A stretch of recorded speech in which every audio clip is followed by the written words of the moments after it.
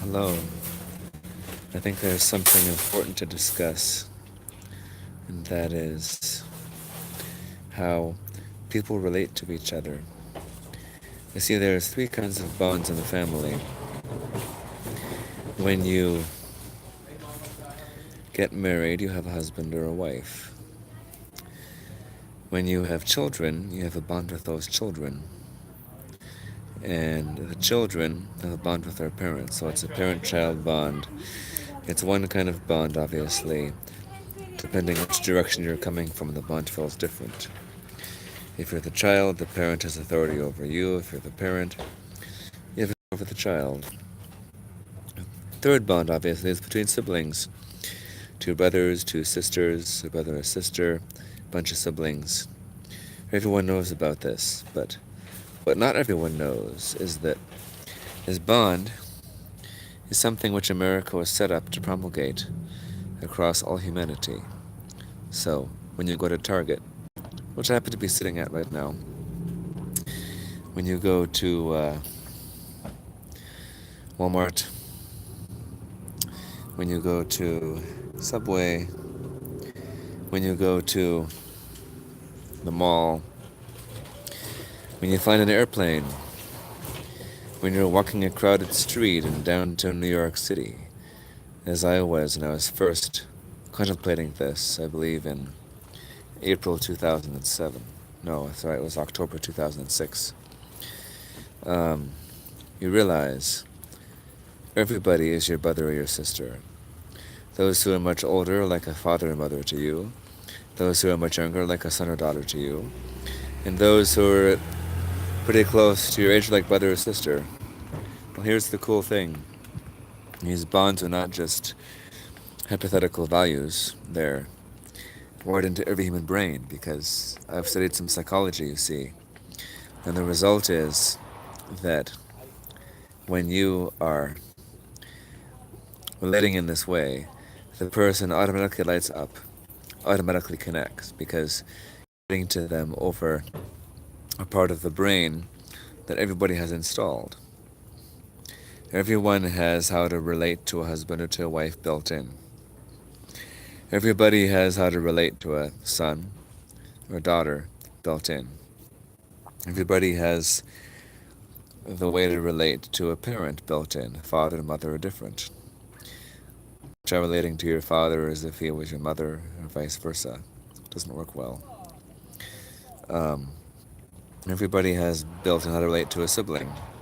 Well, if you extend to other people that bond that you have with your siblings, your whole life will change. I mean, I've been staying out in Hawaii, made over 2,000 friends. Everybody I see is a brother or sister, and the rate of making friends is colossally high. It's absolutely wonderful. And think of how many issues this would solve in society. For the following reason, we all have the desire to connect, and as we know, some people connect inappropriately. Well, the thing is, if they knew that if they were a man, they could connect to a woman as a sibling instead of something else, when you have sex with a sibling, it's called incest. And most people don't believe that's a good thing to do. So, when you see people as siblings, you're going to relate to them as that instead of in some other unhealthy way. And so, we have the need to connect, as I said. And if you connect to people in that way, you get the need to connect met in a constructive way instead of in a destructive way.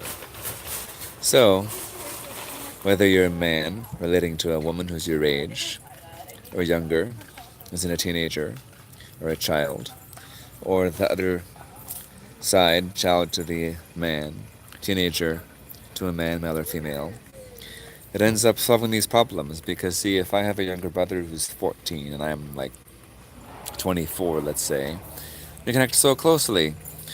Roughhouse around, very good bond.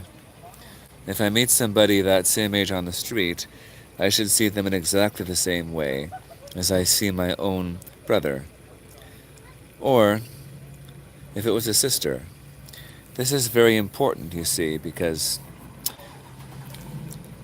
When I reference the Holy Bible right now, you may not believe in it, but I will tell you, there's a story in there. When Jesus was in the temple at age 12, he was teaching the Pharisees, and he was talking to them about deep things in the law and his mission to save the world. But the point I want to make is he was discussing deep spiritual concepts with men potentially old enough to be his great-grandfathers. So, according to psychology, when you get to age 12, your brain is 80% of adult capacity. When you get to age 18, it's 90%. When you get to age 30, 100%. So in the Jewish culture, you're considered an adult. I've heard some say 13, some say 12.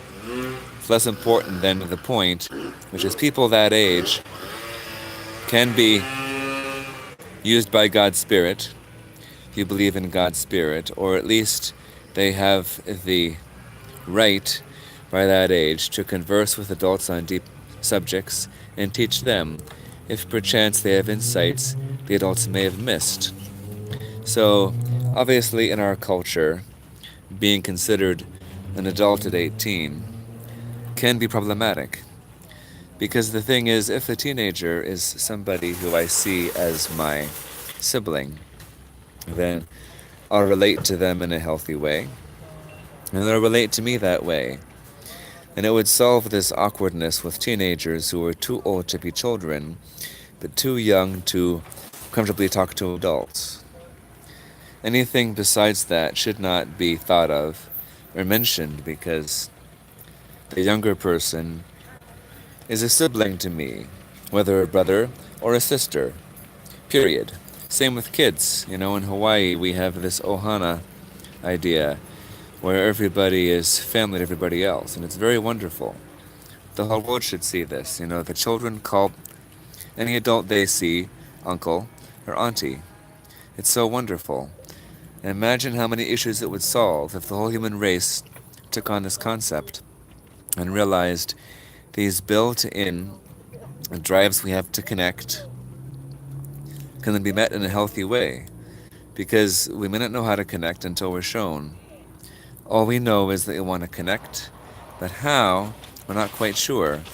So if you connect to people in that way, you will have your needs met, they will have their needs met, everybody will be happy, and nobody will be hurt anymore.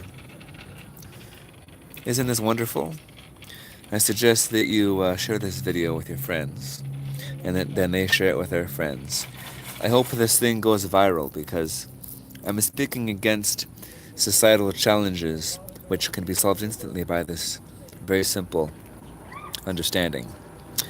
Thank you very much, and I welcome any and all comments in the process of using my intellect and spirit guidance to disseminate truths which should make living in society progressively more wonderful. So, thank you very much. Good evening and good night.